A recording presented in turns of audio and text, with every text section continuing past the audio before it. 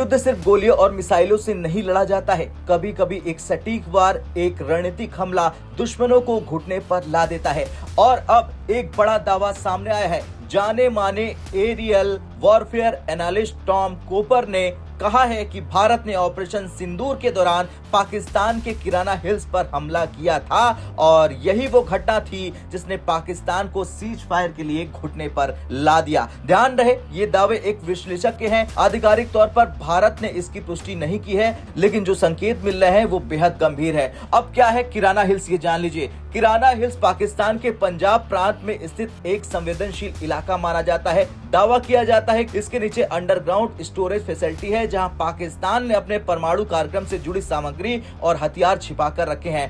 Tom Cooper के मुताबिक ये पाकिस्तानी न्यूक्लियर प्रोग्राम का सेंटर पीस है। अगर ऐसा है तो इस जगह पर हमला सिर्फ सैन्य कार्रवाई नहीं बल्कि एक बेहद बड़ा रणनीतिक संदेश होता है। अब एनडीटीवी को दिए इंटरव्यू में टॉम कूपर ने कहा कि पाकिस्तानी सोशल मीडिया पर कम से कम 2 वीडियो सामने आए हैं जिनमें मिसाइलें पहाड़ी की ओर गिरती दिखाई दे रही है। उनका कहना है कि ये मिसाइलें किराना हिल्स के 2 अलग अलग एंट्रेंस की ओर गई, संभवतः अंडरग्राउंड स्टोरेज के प्रवेश द्वार तक। यानी सीधा संदेश कि हम जानते हैं कि क्या कहां है और हम वहां तक पहुंच सकते हैं। कूपर के मुताबिक भारतीय वायुसेना ने पहले पाकिस्तानी रडार स्टेशनों को निशाना बनाया। उन्होंने एक वीडियो का जिक्र किया जिसमें रडार स्टेशन में धुआं उठता दिखाई देता है, जिसे उन्होंने पाकिस्तानी एयरफोर्स के 4091 स्क्वाड्रन से जोड़ा। रणनीति साफ थी, पहले दुश्मन की आंखें बंद करो, यानी रडार और डिफेंस सिस्टम नष्ट करो, फिर सटीक टारगेट पर वार करो। अगर ये सच है तो ये बेहद परिपक्व और उच्च स्तरीय सैन्य योजना का संकेत है।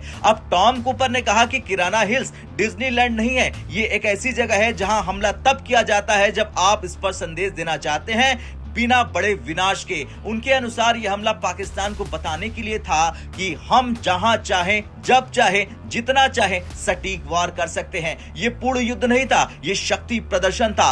अब सवाल है, क्या पाकिस्तान ने सीज फायर के लिए भारत के सामने घुटने टेंगे? जी हां, ये सबसे बड़ा दावा यही है। कूपर का कहना है कि जब इस हमले को डिप्लोमेटिक गतिविधियों के साथ क्रॉस चेक किया गया तो पाया गया कि इस्लामाबाद, वॉशिंगटन और नई दिल्ली से संपर्क कर रहा था। उन्होंने ये भी कहा कि ये सीज फायर के लिए सचमुच भीख मांगना नहीं था गया, लेकिन अलग अलग चैनलों के जरिए तनाव कम करने की कोशिश की जा रही थी। अगर किसी देश की संवेदनशील न्यूक्लियर साइट पर सटीक हमला हो तो कूटनीतिक हलचल होना स्वाभाविक है। ऐसी किसी भी कार्रवाई के बाद 3 स्तर पर असर पड़ता है। पहला, सैन्य संतुलन, दूसरा राजनीतिक दबाव और तीसरा अंतर्राष्ट्रीय प्रतिक्रिया। अगर पाकिस्तान को लगा कि उसके रणनीतिक ठिकाने सुरक्षित नहीं है तो ये उसकी सुरक्षा नीति के लिए बड़ा झटका हो सकता है। अब ऑपरेशन सिंदूर में सिंदूर शब्द अपने आप में एक प्रतीकात्मक है। ये सिर्फ एक सैन्य ऑपरेशन का नाम नहीं बल्कि भावनात्मक और सांस्कृतिक संदेश भी था। अगर यह ऑपरेशन वास्तव में इतना सटीक और प्रभावी था तो ये आधुनिक एयर वॉरफेयर में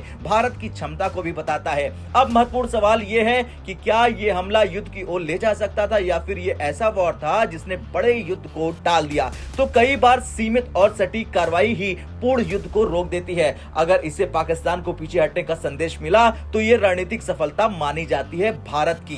खैर, अगर ऑपरेशन सिंदूर के दौरान भारत ने सचमुच किराना हिल्स पर 2 मिसाइलें दागी जैसा कि टॉम कूपर का कहना है और उसके बाद पाकिस्तान ने तनाव कम करने के लिए भारत के सामने घुटने टेके तो यह दक्षिण एशिया की रणनीतिक राजनीति का बड़ा मोड़ हो चुका है। यह सिर्फ एक हमला नहीं था, यह एक संदेश था। संदेश है कि भारत अब केवल प्रतिक्रिया नहीं देता बल्कि सटीक, रणनीतिक और निर्णायक कार्रवाई करने की क्षमता रखता है। अब अंत में आपसे सवाल, क्या पाकिस्तान ने सचमुच भारत के सामने घुटने टेके? हाँ या ना में कमेंट कर अपनी राय जरूर दें।